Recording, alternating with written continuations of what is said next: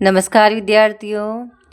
आज हम पढ़ेंगे क्लास 10th की मतलब 4th चैप्टर से जो बोर्ड एग्जाम में आने वाले हैं इम्पोर्टेंट क्वेश्चन मैं आपको इस वीडियो में बताऊंगी जो आपके पेपर में आने लायक है, जो 100% आने की उम्मीद है। बच्चों, आपके बोर्ड एग्जाम में आएंगे 100% ये क्वेश्चन आएंगे, ये नहीं तो इसके आधार पर संख्या ही चेंज हो सकती है, पर ये क्वेश्चन आएंगे तो आएंगे बच्चों। इसलिए आप इस वीडियो को ज़रूर देखें। ज़्यादा बड़ी वीडियो नहीं है। अगर आप 10-15 मिनट ये वीडियो देख लेते हो तो जो 4 और 5 नंबर कितने नंबर की ये चैप्टर है वो आपका क्लियर हो जाएगा।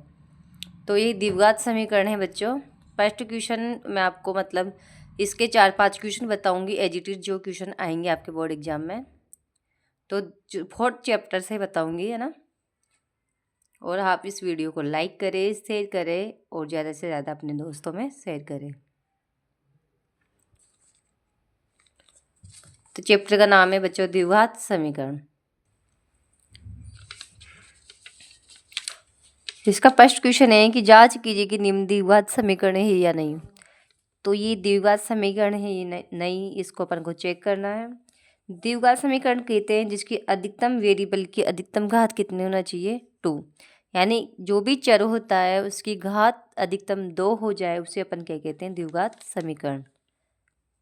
तो फर्स्ट क्वेश्चन है इसका 2x-1 x-3 equal x+5 x-1। ये आपको द्विघात समीकरण दे रखी है या नहीं, यानी इक्वेशन दे रखी है, इसको सोल्व करना है अपन को। अगर ये द्विघात समीकरण बनती है तो द्विघात समीकरण है या नहीं, इसको सोल्व करना है बच्चों। 2x तो x से करेंगे मल्टीप्लाई तो 2x², 2×3 6x। इसको इससे करना है तो 1x तो x हो गया यहाँ से, और -1 और -3 कितना होता है मल्टीप्लाई करने पर प्लस का 3। ऐसे इधर वाले को भी अपन को मल्टीप्लाई करना है बच्चों। x² -x 5x और ये 5 एकम 5। अब क्या करेंगे बच्चों, इसका पक्षांतरण कर लेंगे, सबको एक साइड लेके आएंगे। तो एक साइड लाने पर इसके चिन्ह क्या हो जाएंगे, चेंज हो जाएंगे। तो 2x² -6x और -1x कितना हो गया, 7x। तो 2x² -7x x + 3 इधर लाएंगे तो ये माइनस का हो गया। यहाँ से 5 में से 1x गया तो 4x प्लस का बच गया। इधर लाएंगे तो माइनस का 4x है और माइनस के 5 इधर आ गए तो प्लस के 5 इक्वल क्या आ गया, 0। तो 2x² यानी 2x² में से क्या एक जाएगा तो कितना बच गया बच्चों, 1x² यानी x² बच गया। माइनस का 7x और माइनस का 4x कितना होता है, माइनस का 11x। 3 प्लस कितने होते हैं, 8 बराबर 0। यानी x² -11 x + 8 बराबर 0। ये एक द्विघात समीकरण है या नहीं, तो ये एक द्विघात समीकरण है। यानी अधिकतम घात कितनी आ गई, 2। तो इस टाइप का इक्वेशन बनेगा इसमें।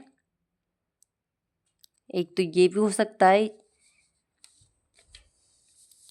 इसका सेकंड क्वेश्चन है x + 2 का whole cube equal 2x x² - 1। इसको सोल्व करके चेक करना है बच्चों कि ये द्विघात समीकरण है या नहीं। तो इसमें फॉर्मूला लग रहा है a + b का होल क्यूब।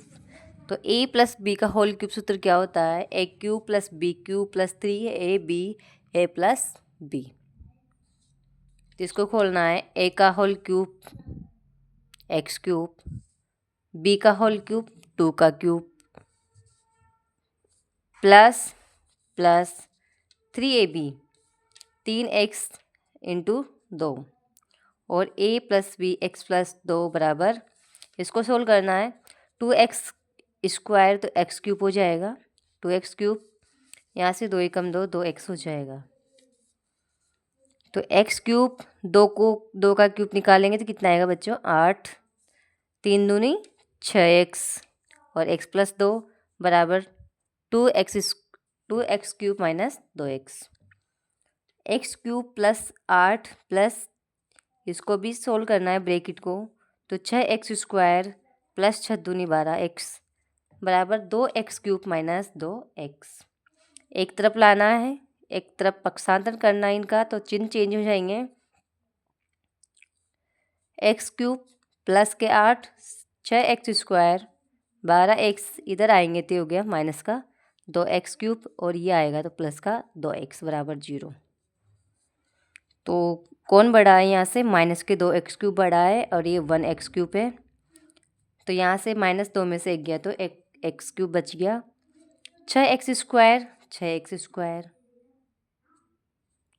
12x, 2x कितने हो गए बच्चों? 14x और प्लस के 8 बच गए बराबर 0। तो यहाँ पे अधिकतम घात कितनी आ गई बच्चों? 3 आ गई। तो ये त्रिघात समीकरण है, द्विघात समीकरण नहीं है। तो ये द्विघात समीकरण नहीं है। तो इन दोनों में से एक क्वेश्चन जरूर आएगा बच्चों। दोनों इक्वेशन सोल्व किए अपन ने, तो एक तो द्विघात समीकरण बनी है, एक द्विघात समीकरण नहीं है। तो फॉर्मूले जरूर याद करके जाए। इस में कौन कौन से फॉर्मूले काम आ रहे हैं उनको याद करके जरूर जाए बच्चों आप।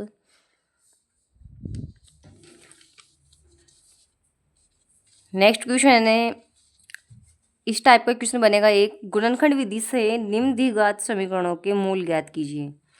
यानी द्विघात समीकरण जो भी दे रखी है उसके मूल ज्ञात करने हैं, वो भी गुणनखंड विधि से। इसका क्वेश्चन है √2x² + 7x + 5 √2 बराबर 0। तो इसको किस प्रकार से करना है? गुणनखंड विधि से करना है। तो इसको सोल्व करने का तरीका है बच्चों, साइड वाले को उठाओ, √2x² और 5 √2 इन दोनों को मल्टीप्लाई करना है। तो यहाँ से इन दोनों को मल्टीप्लाई करेंगे तो 5 का 5 रह गया, और √2 दोनों को मल्टीप्लाई करने पर क्या होता है बच्चों? √2 इन दोनों को मल्टीप्लाई करेंगे जैसे, तो ये बनेगा √4 और इसका क्या निकलेगा? अंडर रूट से बाहर निकलेगा तो क्या निकल जाएगा? 2 को 5 से मल्टीप्लाई करेंगे तो कितना हो जाएगा? 10। तो ऐसे ये हो गया 10x²। तो 10x² यानी 10x² को इस तरीके से तोड़ना है बच्चों कि बीच वाला पद आ जाए, 7x आ जाए। तो मैंने इसको तोड़ दिया 2x + 5x में, यानी 2x + 5x इसमें तोड़ दिया। अब यहाँ से कॉमन आ रहा है √2, √2x कॉमन आ गया, क्या बच गया यहाँ से? x। 2 को अपन क्या लिख सकते हैं? √2। तो एक √2 बाहर निकल गया तो क्या बच गया? √2। प्लस की जगह प्लस, यहाँ इसमें कॉमन है, 5 कॉमन है, क्या बच गया यहाँ से? x + √2 बराबर 0। फिर यहाँ से एक टर्म कॉमन आ रही है बच्चों, x + √2, क्या बच गया? √2x + 5 बराबर 0। तो इसको अपन को 0 के बराबर करना है। तो यहाँ से x बराबर क्या आ गया? माइनस का √2, और यहाँ से √2x बराबर -5, x बराबर -5 √2। तो इस प्रकार का एक क्वेश्चन बनेगा बच्चों। द्विघात समीकरण देंगे, आपको मूल ज्ञात करने हैं।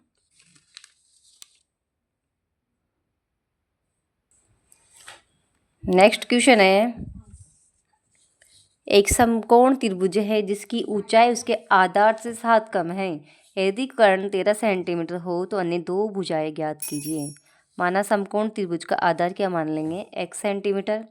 ऊंचाई क्या है? आधार से 7 सेंटीमीटर कम है तो x - 7, और कर्ण का मान दे रखा है 13 सेंटीमीटर। तो इसमें क्या लगाएंगे? पाइथागोरस प्रमेय लगाएंगे। ये होता है आधार स्क्वायर प्लस लंब स्क्वायर बराबर कर्ण स्क्वायर। आधार का मान दे रखा है x, तो x का होल स्क्वायर।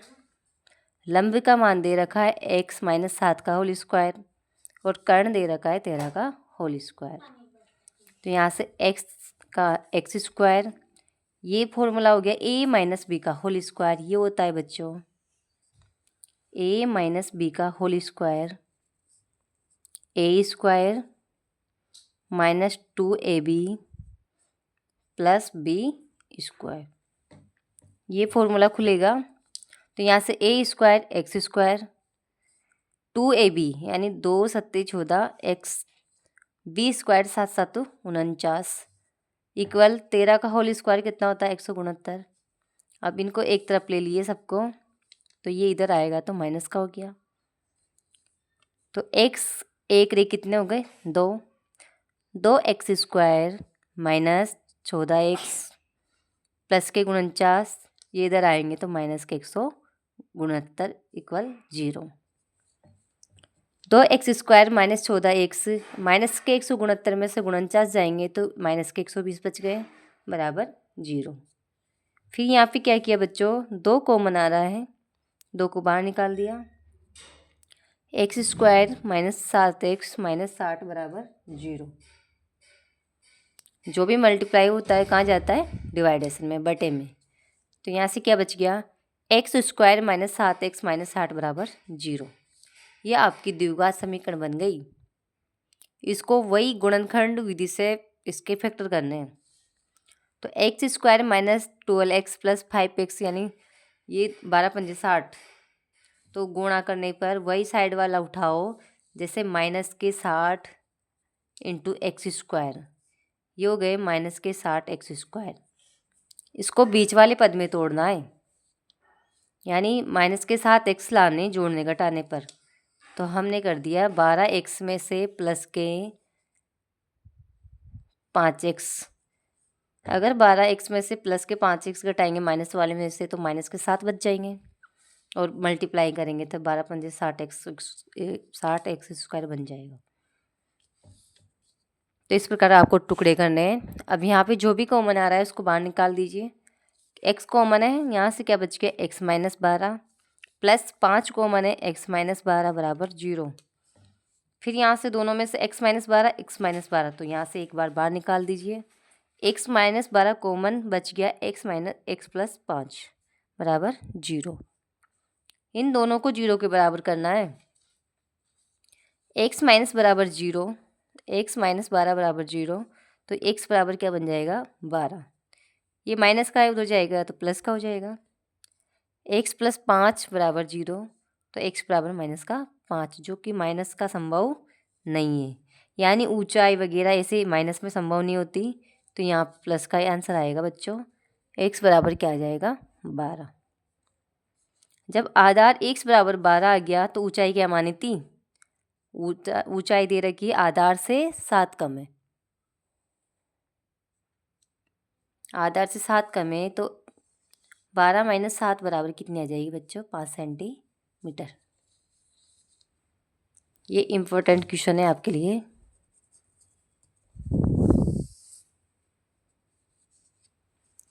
नेक्स्ट क्वेश्चन है, मूलों की प्रकृति ज्ञात कीजिए। यदि मूलों का अस्तित्व हो तो उसे आगे ज्ञात कीजिए, उन्हें ज्ञात भी कीजिए। मूलों की प्रकृति का सूत्र है d बराबर बी स्क्वायर माइनस 4ac। ये आपको याद होना चाहिए बच्चों। तो यहाँ से ये क्वेश्चन है, जैसे 3x square minus 4 under root 3x plus 4 बराबर 0। तो ये सूत्र होता है मूलों की प्रकृति का, d बराबर बी स्क्वायर माइनस 4ac। तो a का मान है यहाँ पे 3, b का मान है 4 अंडर रूट 3 माइनस का, और c का 4। यहाँ पे वैल्यू रखिए इस वाले सूत्र में। b का मान रख दिया 4, a का मान 3, c का मान 4। इसको सोल्व करेंगे बच्चों तो 4 चौका 16, और अंडर रूट 3 क्या हो जाएगा 3, तो 16 तिया 48, फिर 4 तिया 12, 12 चौका 48, 48 में से 48 जाएंगे तो क्या बचेंगे बच्चों 0। जब d का मान 0 आता है तो इसके मूल कैसे होते हैं, वास्तविक और समान। इसके 3 लाइनें बच्चों, d का मान या तो 0 आए, या 0 से ज़्यादा आए, या 0 से कम आए। जब d का मान 0 के बराबर आता है तो इसके मूल वास्तविक और बराबर होते हैं। अब ये मूल आगे निकलेंगे, ये वास्तविक मूल है तो आगे निकलेंगे इस वाले सूत्र से। x की वैल्यू निकालनी है। तो श्रीधर आचार्य सूत्र कहता है कि x बराबर minus B plus minus under root B square minus 4ac 2/2a। यहाँ पे वैल्यू रखते हैं, माइनस की जगह माइनस बी की वैल्यू रख दी और अंडर रूट b² - 4ac का मान निकाल लिया अपन ने। यहाँ पे 0 तो 0 आ गया। यहाँ से 2 × a का मान 3 है तो 2 से 4 गया, 2 से 4 गया 2 बार, बच गया 2 √3। 3 को क्या लिख सकते हैं बच्चों? √3 √3। √3 से √3 गया, क्या बच गया? 2 √3, यानी इसके मूल समान होंगे, 2 मूल निकलेंगे, वो दोनों क्या है? समान है इसके। तो ये 2/√3, 2/√3। तो एक क्वेश्चन इस टाइप से बनेगा, मूलों की प्रकृति ज्ञात करने वाला। तो न्यू टाइप में आ जाए ये क्वेश्चन, जैसे डी का इतना छोटा सा आपसे पूछ ले कि इक्वेशन दे दे, आपको समीकरण दे दे और पूछ सकता है कि इसके मूल वास्तविक समान है या बराबर है या भिन्न भिन्न है या मूल नहीं है। तो इस प्रकार का क्वेश्चन बनेगा एक आपके।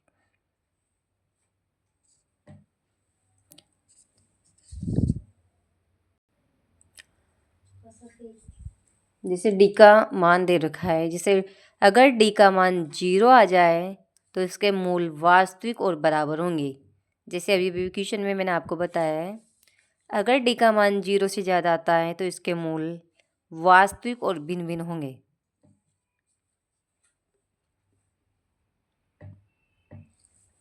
लेकिन डी का मान अगर 0 से भी कम आ जाए, जैसे नेगेटिव माइनस वाले, तो इसके मूल काल्पनिक होंगे, इसके कोई मूल नहीं होंगे। तो ये 3 लाइनें, इनसे इक्वेशन बनेगा कि डी का मान 0 आए तब क्या होता है, डी का मान 0 से ज़्यादा आए तब क्या होता है, डी का मान 0 से कम आए तब क्या होता है। तो 3 लाइनें देख सकते हो आप, यहाँ से इक्वेशन ज़रूर बनेगा। तो बनेगा चाहे न्यू टाइप ही बने, पर बनेगा ज़रूर। एक क्वेश्चन इस लाइन में से बनेगा, वही जैसे पहले मैंने पहला वाला क्वेश्चन करवाया है, इस प्रकार का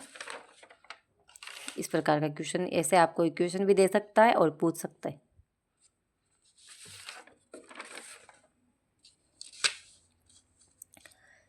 एक क्वेश्चन इसमें से बनेगा बच्चों, के का मान ज्ञात कीजिए। आपको ये समीकरण दे रखी है, इसका मूल दे रखा है कि के का ऐसा मान ज्ञात कीजिए कि उसके 2 बराबर मूल हैं। यानी 2 बराबर मूल है। कब होते हैं बराबर मूल? ऊपर पढ़ो यहाँ पे, इसके मूल वास्तविक और n बराबर कब होंगे? जब डी का मान क्या होना चाहिए? 0। तो यहाँ पे क्या रख सकते हैं अपन? डी का मान 0। तो यहाँ से ए का मान क्या है? 2 है, बी का मान x का गुणांक k है, सी का मान अचर पद 3 है, ये मान है। डी बराबर क्या होता है बच्चों? b² - 4ac। तो यहाँ पे दे रखा है कि मूल बराबर है, तो डी की वैल्यू क्या रखेंगे? 0। तो डी की जगह रख दिया मैंने 0। बी का मान दे रखा है k, तो k का होल स्क्वायर -4, ए का मान है 2 और सी का मान है 3, तो 2 × 3। तो ये हो गया k², 4 दूनी 8, 8 दिया 24। उधर भेजेंगे तो प्लस का हो गया, यानी k² बराबर क्या हो गया? 24। k का मान चाहिए तो दोनों तरफ वर्गमूल लेना है बच्चों। तो इसको 4 की 24 लिख सकते हैं। 4 का बाहर निकल सकता है 2 बार, 4 को अगर बाहर निकालेंगे तो 2 निकल गया और 6 का निकलता ही नहीं है। तो k का मान आ गया ±2√6। इस बुक में 2 ही क्वेश्चन इस टाइप के, तो दोनों क्वेश्चन में से कोई भी आ सकता है। ये ईजी दे रखा है आपको बिल्कुल, इसमें कुछ भी नहीं करना, आपको डायरेक्ट निकालना है। बट ये वाला आपको थोड़ा सा सोल्व करके फिर आगे करना है। इसमें kx² - 2kx + 6 बराबर 0, ए का मान k, बी का मान -2k और सी का मान 6 बराबर 0। तो डी का मान 0 वही रखना है, क्योंकि क्वेश्चन में दिया था मूल बराबर है। मूल बराबर है तो डी का मान 0 होगा। डी की जगह 0, बी का मान ऐसे कैसे रख दिया? 4ac सबका मान रख दिया। तो 2 दूनी 4, k² - 4 × 24 के, यहाँ से 4 के कॉमन ले लिया, क्या बच गया? k और 4 × 24 यानी 6। तो 4 के बराबर 0 करेंगे तो एक तो मान के का मान 0 आएगा, और एक के माइनस 6 बराबर 0 करेंगे तो के का मान 6 आएगा। तो इसका आंसर आ गया के का मान क्या आ गया 6। तो ये क्वेश्चन बनेगा बच्चों, इसमें से दोनों में से एक क्वेश्चन जरूर बनेगा। नेक्स्ट क्वेश्चन है रेलगाड़ी वाला।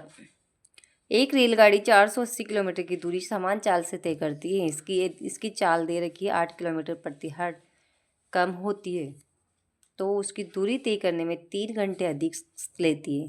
तो हमें रेलगाड़ी की चाल ज्ञात करनी है। तो ये होता है बच्चों, चाल बराबर होता है दूरी बटा समय। इसका सॉल्यूशन देख लो आप। चाल बराबर होता है दूरी बटा समय, तो समय बराबर क्या हो जाएगा दूरी बटा चाल। इस वाले फॉर्मूले से समय बराबर दूरी बटा चाल हो जाएगा। तो चाल मान सकते हैं इसकी, माना कि रेलगाड़ी की चाल क्या मान लिया अपन है u किलोमीटर, यानी u से वेग यानी चाल v से रिप्रेजेंट करते हैं, तो u किलोमीटर प्रति हर्ट्ज घंटा, हॉर्स यानी घंटा मान लिया। तो यहाँ से समय कितना अधिक लेती है, वो 3 घंटे अधिक लेती है। तो मैंने समय के में चेंज कर लिया इसको, यानी दूरी बटा समय। तो दूरी कितनी 480 बटा समय कितना है 8 किलोमीटर कम हो रहा है, यानी चाल हो गई है u माइनस 8 बराबर 480 बटा u प्लस 3, यानी वो 3 घंटे अधिक लेती है। तो यहाँ से मैंने जमा दिया बच्चों, इसको इधर लाए तो माइनस का हो गया और बराबर 3 रह गया। तो क्या लेना है यहाँ पे अपन को, लघुत्तम लेना है, एलसीएम लेना है। एलसीएम आ गया u और u माइनस 8। तो u माइनस 8 से 8 ये गया, तो यहाँ से u से मल्टीप्लाई कर दिया, माइनस की जगह माइनस 480 और ये वाला ब्रैकेट में डाल दिया u माइनस 8 बराबर 3। इसको ब्रैकेट को खोलेंगे, 480 u माइनस की जगह माइनस 480 u और 480 को 8 से मल्टीप्लाई करेंगे तो 3840 और माइनस माइनस की हो गया प्लस। इसको मैंने कर दिया u से u स्क्वायर माइनस के 8u बराबर 3। यहाँ तक देख सकते हो बच्चों। नेक्स्ट है आगे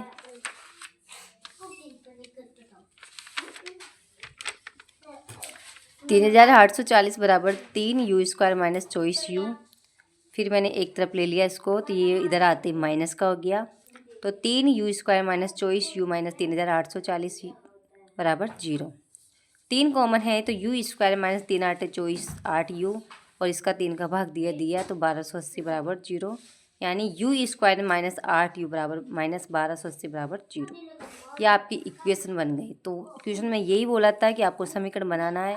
अगर ऐसा कहता है कि आगे चाल ज्ञात कीजिए, तो वही अभाज्य गुणनखंड विधि से इसको आगे सोल्व कर देते हैं।